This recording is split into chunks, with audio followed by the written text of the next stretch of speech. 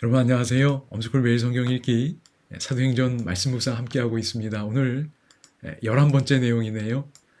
사도행전 7장입니다. 좀 비교적 긴 부분인데요. 저희가 한꺼번에 다 모든 걸 세세하게 이해할 수는 없으니까 그냥 한번 맛본다 생각하시면 좋겠습니다.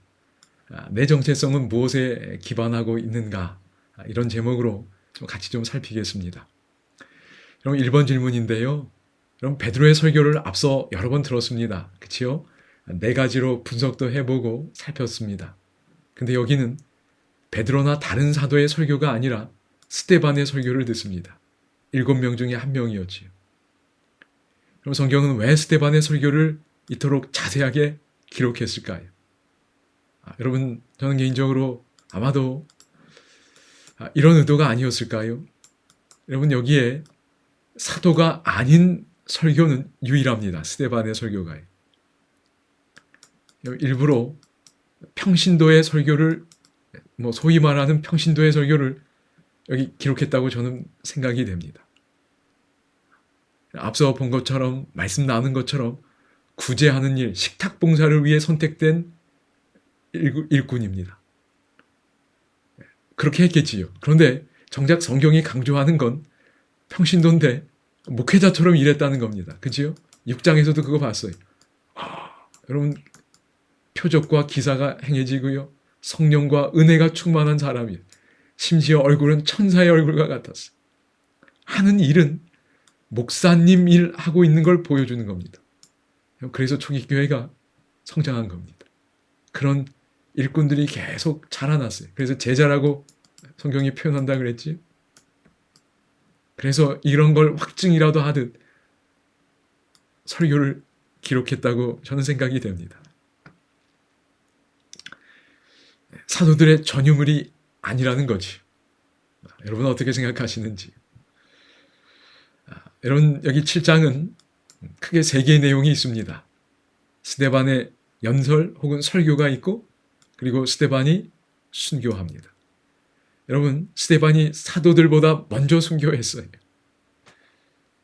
성경은 스데반을 분명히 강조해서 기록하고 있습니다. 그리고 마지막에 누가 소개되지요? 사울이 소개가 됩니다. 스데반의 순교의 장면 가운데 사울이 소개가 됩니다. 하나님의 교회의 원수라는 걸 보여주는 거지. 이런 사람이 이제 하나님의 그렇게 크게 쓰임받는 일꾼이 되었습니다. 이 즈음에는 상상도 못했던 일이 일어나는 거지. 하나님께서 늘 우리의 생각보다 더 뛰어난 방식으로 일하고 계심을 믿습니다. 여러분 스데반의 이제 설교를 좀 볼 텐데요. 일일이 다 볼 수는 없지만 등장하는 인물들이 있습니다. 일종의 역사를 이야기하면서 메시지를 전하고 있지. 어떤 사람들이 등장하지요? 아브라함, 요셉, 야곱, 모세, 아론도 잠깐 나옵니다. 다윗, 솔로몬 이런 사람들이 나와요. 그 중에 요셉이 아주 자세하게 기록되어 있고요. 그리고 모세가 아주 또한 자세하게 기록되어 있습니다.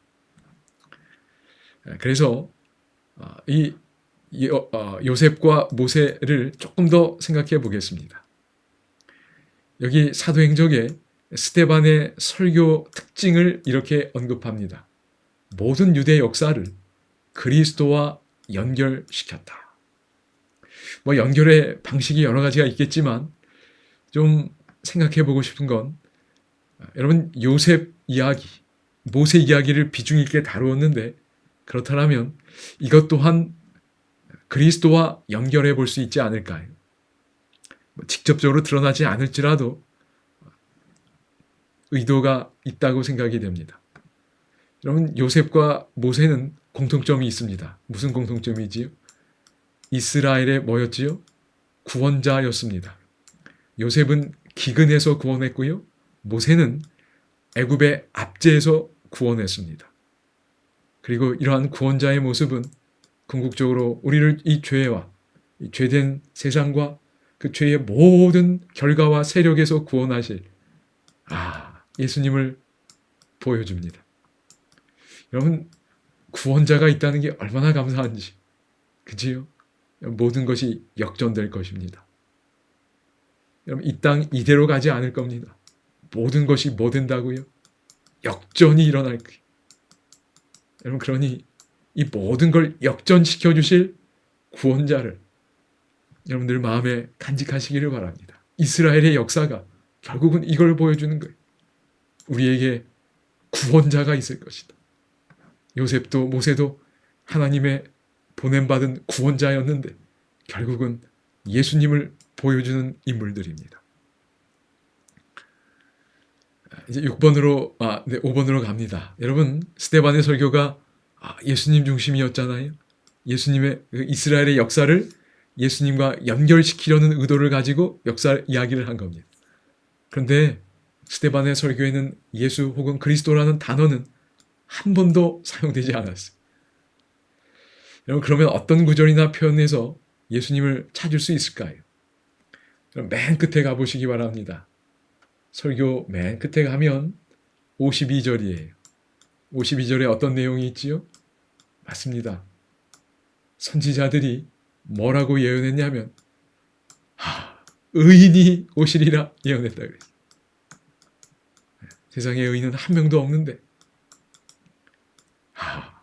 의인이 이 땅에 오신다고 예언했습니다. 그런데 예고한 자들을 그들이 죽였고 선지자들을 죽인 거지. 그리고는 그 선지자들이 예언한 그 의인이 정말 오셨어요. 그 의인이 오셨습니다. 그런데 이 의인을 어떻게 한 거예요? 십자가에 못 박아 죽였습니다. 살인자들이 된 거예요. 생명의 시여자를 죽인 겁니다.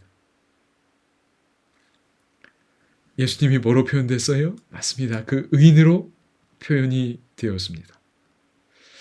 그리고 이런 표현은 아니지만 이야기 속에서 아까 본 것처럼 모세, 요셉, 구원자의 모습을 통해 우리는 구원자 되시는 예수님을 또 생각해 볼 수 있다고 생각이 됩니다. 그리고 하나만 더 보자면 모세 이야기가 굉장히 자세하게 기록되어 있지요. 20절부터 모세 이야기가 나오면서 한 4절까지 쭉 이어집니다. 여러분, 그런데 이 모세가 하나님이 구원자로 선택하셨잖아요. 그런데 36절에 보시기 바랍니다. 36절에 보면 그 모세의 경험 속에 어떤 이야기가 있나요?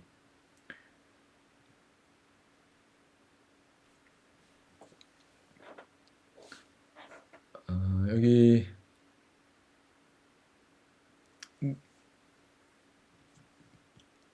죄송해요. 여기 여러분 26절 한번 보시기 바랍니다. 36절이 아니고 26절입니다. 이튿날 그 모세가 이제 형제들이 싸우는 걸 보고 화해시키려고 했지요. 왜 서로 싸우느냐 그랬어요. 또 27절에 뭐라고 그랬지요? 모세를 밀어뜨려 이르되 누가 너를 관리와 재판장으로 우리 위에 세웠느냐. 하나님의 구원자, 하나님이 택하신 구원자인데 그 구원자를 어떻게 하지요? 거절합니다. 누가 너를 우리의 관리와 재판장으로 세웠느냐 그랬어. 모세가 거절받은 것처럼 하나님이 보내신 구원자이신 예수님도 거절당하는 경험을 합니다. 그래서 거절받은 구원자를 다시 보냅니다. 이런 이야기 속에서 우리는 예수님도 이 땅에 이런 거절의 배경 속에서 이스라엘 백성이 계속 거절했잖아요. 선지자 거절하고 메시지 거절하고 이 땅에 오셨다는 것도 생각하게 됩니다. 그래서 스데반의 설교에서 이런 내용 가운데 저희가 예수님을 좀 찾아볼 수 있다고 생각이 됩니다. 이제 7번입니다. 여러분, 크게 보아 세 쌍으로 좀 구분해 볼 수 있을 것 같아요.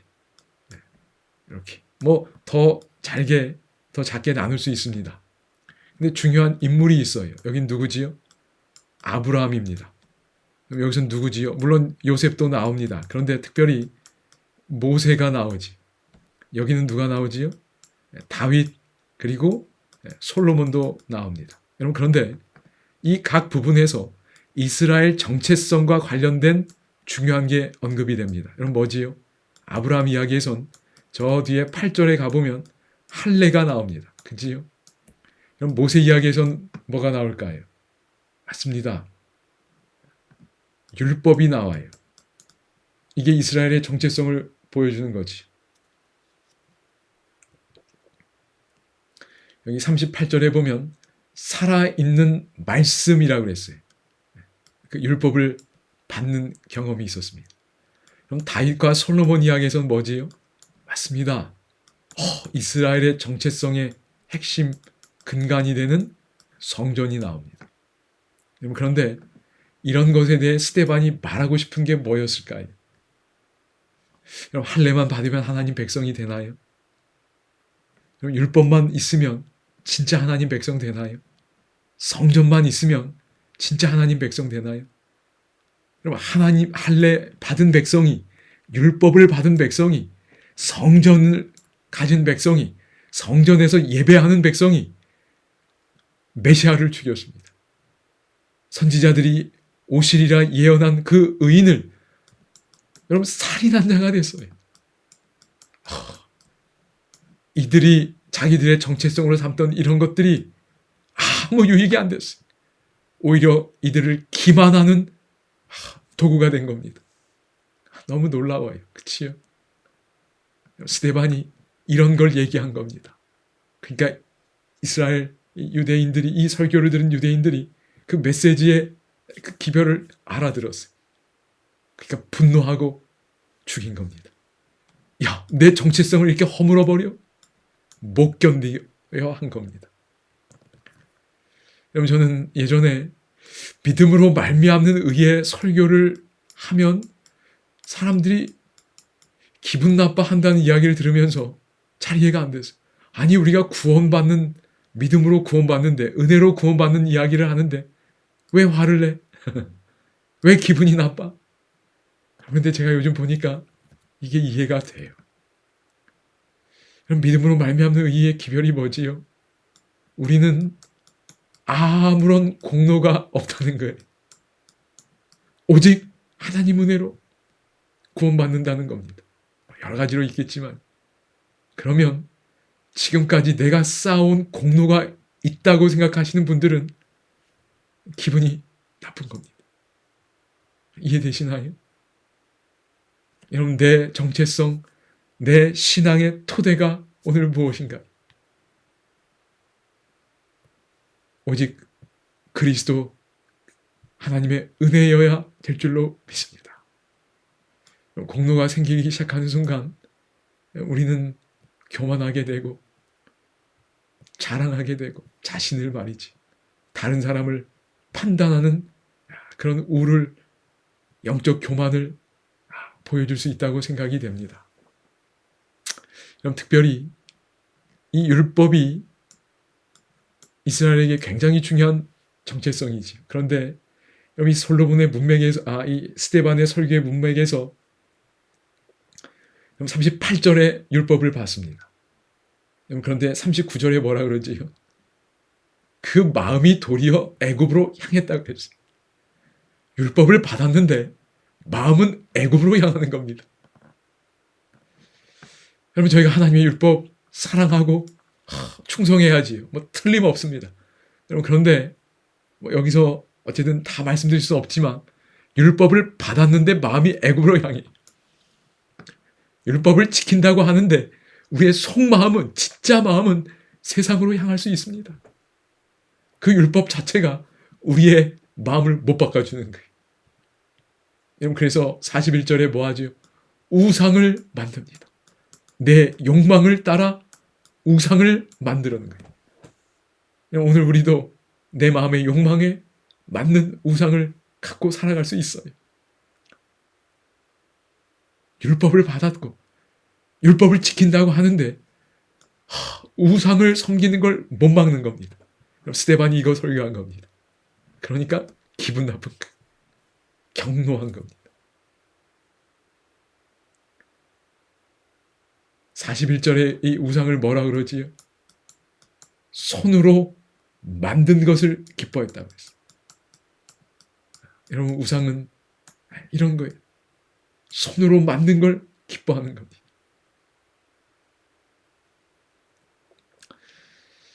여러분, 그런데 참 놀랍게도 이 손으로 만든 것이라는 표현이 성전에 대해서도 그대로 사용됩니다. 솔로몬 이야기하면서 뭐라 그러지요? 여기 다윗 이야기 나오고요.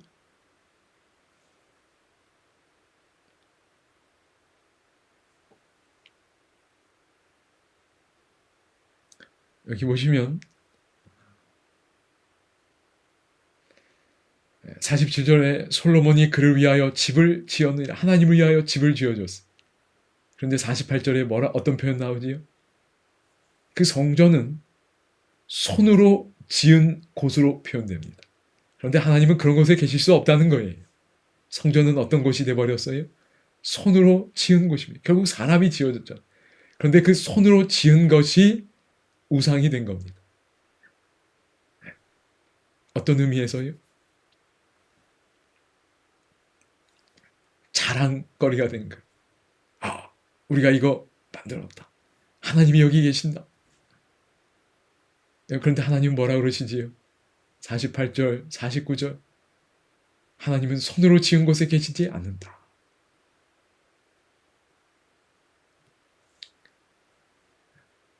하나님이 천지 만물을 지으셨는데 어찌 그 좁은 공간에 갇혀 지내실 수 있겠습니까? 50절, 이 모든 것이 다 내 손으로 지은 것이 아니냐, 하나님이 그러셨지. 여러분, 오늘 우리는 무엇에 내 정체성을 두고 있는지요?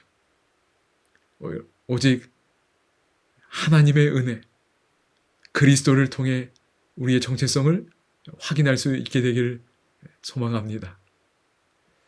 이런 것들을 유대인들이 듣고 감당하지 못했습니다. 그래서 스데반이 이 설교를 마지막으로 순교하게 됩니다. 여러분, 그래서요, 이제 유대인을 향했던 복음의 문이 닫힙니다. 그리고 이방인을 향한 문이 열리게 되지.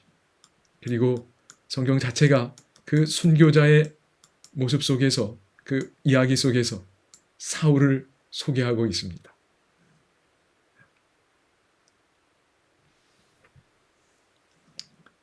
이제 이 박해자 사울이 변모해가는 그 이야기가 펼쳐질 것입니다.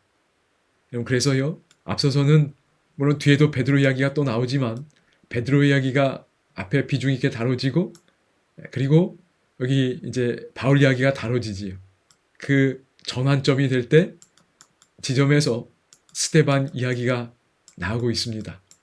스데반은 참 안타깝게도 순교했지만, 그러나 또 사울을, 또 이방인의 선교를 문을 여는 결정적인 그러한 가치와 의미를 지니는 사람이었다는 것을 확인하게 됩니다. 하나님께서도 오늘 우리에게 이런 은혜를 주셔서 저희가 꼭 목회자가 아니더라도 스데반처럼 정말 하나님의 은혜가 충만하고 하나님의 역사의 의미를 알고 복음을 전할 수 있는 그런 일꾼들 되면 좋겠습니다.